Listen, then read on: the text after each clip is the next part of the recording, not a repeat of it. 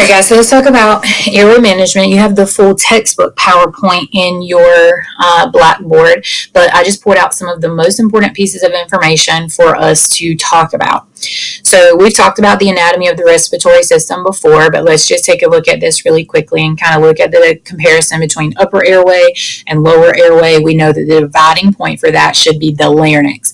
So that means anything above the larynx, that's going to be the upper airway, and anything from that point, from the trachea down, is going to be considered the lower airway. So if you have an upper airway obstruction, remember that could be a foreign body, or it could be swelling from something like infection, airway burns, or anaphylaxis. That's going to be upper airway. And lower airway, we're going to see issues inside of the actual bronchioles or the alveoli. So when the trachea comes down and it branches off into the right and left main stem, we call that dividing point the carina.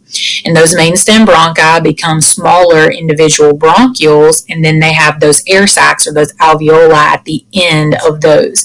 And those alveoli are encompassed by pulmonary capillaries, which is where we're going to actually make the exchange with oxygen and carbon dioxide, which we'll take a look at here in just a minute.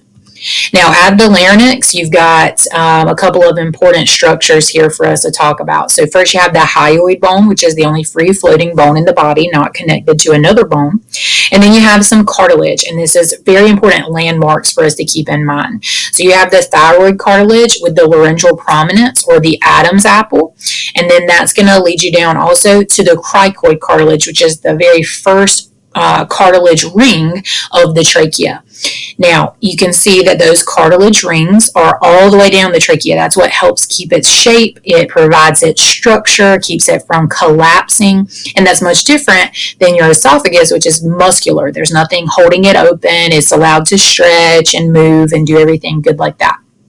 Now, in between those two structures, the thyroid cartilage and the cricoid cartilage, you have one exposed area that is a direct entrance into the trachea that is called the cricothyroid membrane. Now, that's not extremely important to you at the EMT level other than identifying landmarks, but it would be more important to your ALS personnel because your paramedics, if they have to access this cricothyroid membrane to gain access to the trachea in an emergency situation, then they need to be able to locate that. So you could be some assistance there.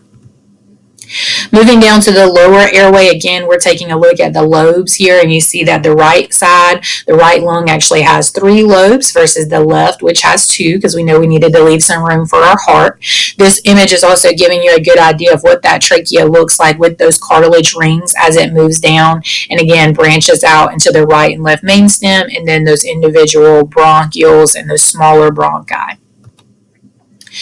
Now, talking about these different terms, we have talked about 2 of these before. We have talked about ventilation and respiration, and what do those mean? Ventilation, of course, being the physical movement of air in and out of the lungs, and respiration being the exchange of oxygen and carbon dioxide at the alveoli level, and then at the tissues of the body, which we'll get into in just a second, internal versus external respiration.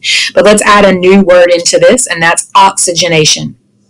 And that's the process of loading oxygen molecules onto hemoglobin in the bloodstream. And so we have kind of discussed this before, but never in these terms. So it's very important that we know that the hemoglobin attached to the red blood cells, that's what carries our oxygen. So if it's displaced or we don't have enough red blood cells, we're not going to be able to carry enough oxygen. If we have displaced that oxygen off of the hemoglobin for something like CO2 or CO or chlorine gas, then we're not making an oxygen exchange. And remember that CO2 has a much higher affinity or attraction for that hemoglobin than oxygen does. So if it's present, your body is going to automatically pick that up first. So just really know the difference between these terms. Now, again, oxygenation is the process of loading oxygen molecules onto the hemoglobin molecules in the bloodstream, and it is required for internal respiration to take place, which we're going to talk about the difference between internal and external respiration in just a second. Now, ventilation without oxygenation can occur in settings where oxygen levels have been depleted. So that means that you can be bringing air in and out, but if you're not loading up those oxygen molecules onto the hemoglobin, then you're not going to have that internal respiration taking place in the body. And that's going to eventually lead to hypoxia or a lack of oxygen. So again, internal and external respiration, two separate things. External is going to be actually bringing oxygen or fresh air into the respiratory system and making the exchange at the alveoli and the capillaries there inside of the lungs. And you can think about this being external because you're literally bringing external air into your lungs. So that's what's making the actual exchange from the outside world in, your external respiration there happening inside of the lungs. Now, on the flip side of that, the internal respiration is where you're making this exchange everywhere else in the body. So your circulatory system and the rest of your cells, where you're exchanging oxygen and nutrients for carbon dioxide and waste products, that's happening at other places. That's happening at your kidneys, at your liver, everywhere else in the body outside of the lungs. All right, so knowing the difference between internal and external respiration. And again, we've got to have good oxygen for that exchange, that respiration to occur. If we do not have enough oxygen, then those cells are going to die. Okay, and so eventually everything will start to die off. It will start as cellular death, and if enough cells individually die, then that would cause tissue death. If enough pieces of tissue die, then you can have organ death. If enough of organs die, if there's more than one in the system, then you would have organ system death, and eventually that would lead to death of the organism. Now let's look at some time here. So within 1 minute without oxygen, you're going to have cardiac irritability. Now, that doesn't necessarily mean that you're going to have complete cardiac death or cardiac arrest, but it does mean that you would have an irritable heart. So your rate, rhythm, and quality of your pulse could change. The body is going to originally attempt to overcompensate for that by increasing the rate to try to move more blood to get more oxygen through, if that makes sense. All right, at 0 to 4 minutes, brain damage is not likely. All right, we can still perfuse with what we have. You've got some reserved oxygen. Your body's still working with what it's got there, and everything's going to be okay. At 4 to 6 minutes, you got some brain damage is possible. 6 to 10 is really likely. All right, and after 10 minutes, then for sure you're going to have some irreversible brain damage. It might not be that, you're completely incapacitated, but likely you're going to need some help learning how to do something again, whether that's writing, reading, speaking clearly, physical movement. You're probably going to have some sort of problem if you have had a downtime with no exchange of oxygen for 10 whole minutes. And then thinking about cardiac arrest management, which we'll be talking about coming up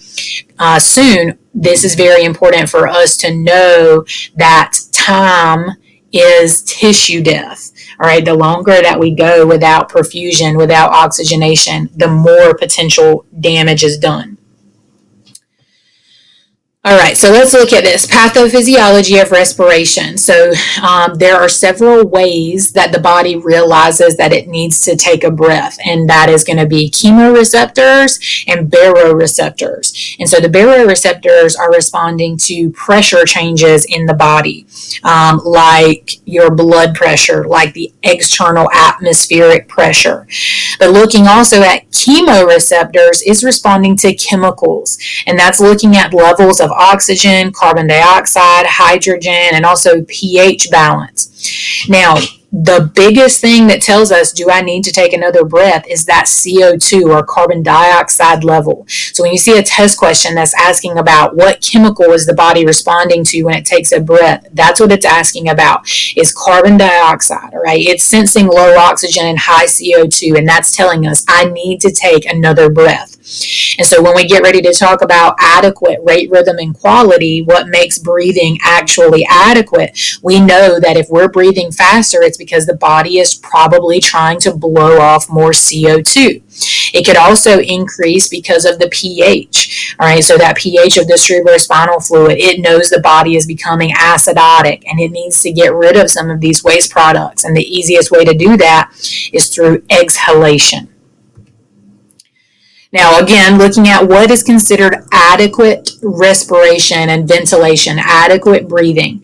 So 12 to 20 breaths per minute we know is what's considered normal. Now, we don't start to get concerned until we're at less than 8 or greater than 28 breaths per minute, where we might need to intervene. We want to have a regular pattern, meaning a normal amount of time between each breath. Bilateral, clear, and equal lung sounds. So we should hear air moving here, but none of those abnormal sounds that we previously discussed, like stridor, wheezing, rales.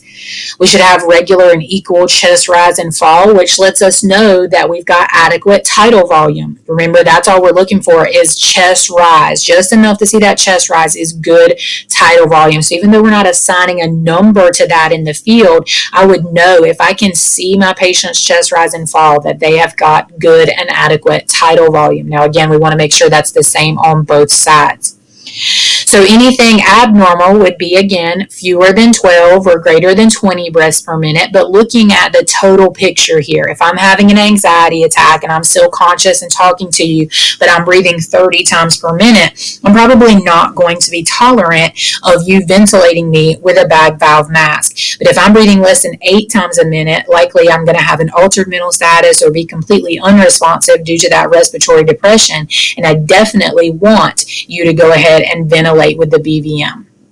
Could be an irregular rhythm, so irregularities between the amount of time between breaths, diminished, absent, or noisy auscultated breath sounds. So that doesn't necessarily mean that we have to intervene with a BVM. It might be some type of oxygen therapy with a nasal cannula and non-rebreather. It could be that we need to administer a bronchodilator or CPAP. But thinking about things that need treatment. If your patient is struggling to breathe, we definitely need to provide some type of treatment. Okay. Unequal or inadequate chest expansion. What's preventing that from happening? Is it injury to the lung? Is it a collapsed lung? Do we not hear those breath sounds on one side? Is it because of trauma? Is there an increased effort of breathing? Is it a very shallow breathing? And remember, usually it's shallow and rapid. So if it's shallow and slow, that's really bad. If we have skin that's pale, cyanotic, cool, or moist, anything to let us think that the perfusion or that our circulation of oxygen is not enough. And also looking at how is the patient positioned? Are they in that tripod position? Do they have an obvious increased work of breathing? Do we have use of accessory muscles? So in between each rib, those intercostal retractions above the clavicles. Are we using neck muscles, abdominal muscles, chest wall muscles that shouldn't normally be used during regular normal breathing? Other things to consider, and this goes more about the regularity of breathing, and these are just 2 examples of irregular breathing. After the patient's heart has stopped, they may still continue to appear to have some type of breathing for a few moments, and those gasps are called agonal gasps, and they're not life-sustaining, all right? We need to intervene. With Cheyenne-Stokes respirations, this might be seen after someone has had a stroke or a head injury, and what is classic about this is an increased rate and depth followed by periods of apnea.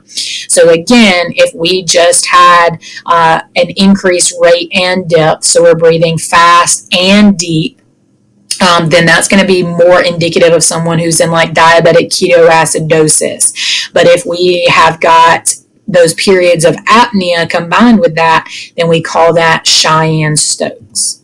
All right, I'm going to stop this video here and we'll pick up in part 2 with manual airway maneuvers.